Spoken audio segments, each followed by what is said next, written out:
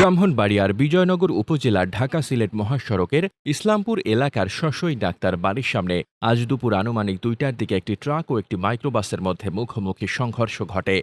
এতে ঘটনাস্থলেই একজন নিহত হন। বিজয়নগর প্রতিনিধি মোহাম্মদ শামীম মিয়ার প্রতিবেদনে থাকছে বিস্তারিত।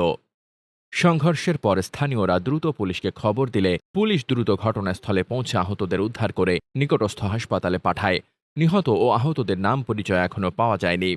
স্থানীয় বাসিন্দারা জানান, ঢাকা-সিলেট মহাসড়কের দ্রুতগতির যানবাহনের কারণে এর আগে বহুবার দুর্ঘটনা ঘটেছে।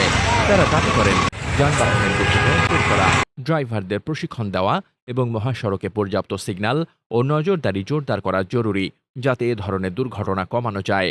বিজয়নগর থানার পুলিশ দুর্ঘটনার বিষয়ে তদন্ত শুরু করেছে। আহতদের চিকিৎসা চলছে।